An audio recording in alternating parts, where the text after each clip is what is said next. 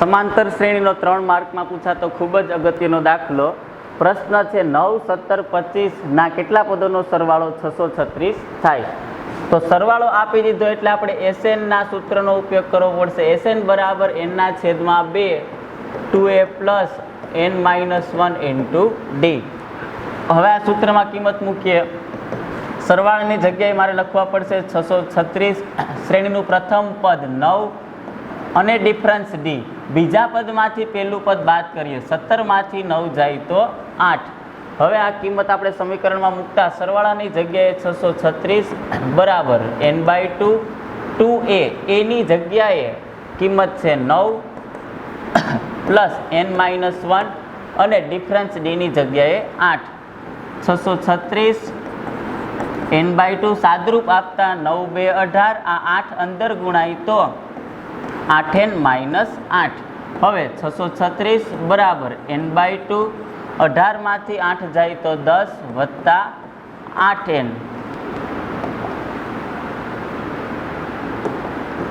636 બરાબર n/2 અંદર ગુણાય તો 10n છેદમાં 2 અને અહીંયા અંદર ગુણાય તો 8n² છેદમાં 2. અહીંયા છેદ ઉડે છે. 2 5 10 અને 2 4 8.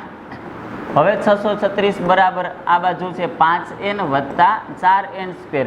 જો દ્વિઘાત બહુપદી આવી ગઈ છે, આ બહુપદીના અવયવ પાડવાના છે. 4n² પ્લસ 5n માઇનસ 636 બરાબર 0. 636 ગુણાકારમાં 4. આનો જે જવાબ આવે એનાથી આપણે કંઈ મતલબ નથી, પણ એના એવા અવયવ પાડો કે મધ્યમ પદ 5 થાય. તો પહેલો અવયવ 53 અને બીજો અવયવ 48. આનો ગુણાકાર પણ એટલો જ થાય, પણ 53 માંથી 48 જાય તો 5. એટલે કે દ્વિઘાત સમીકરણનું પહેલું પદ એમને એમ, છેલ્લું પણ એમને એમ, વચ્ચેના બે ભાગ પડ્યા ક્યાં ક્યાં?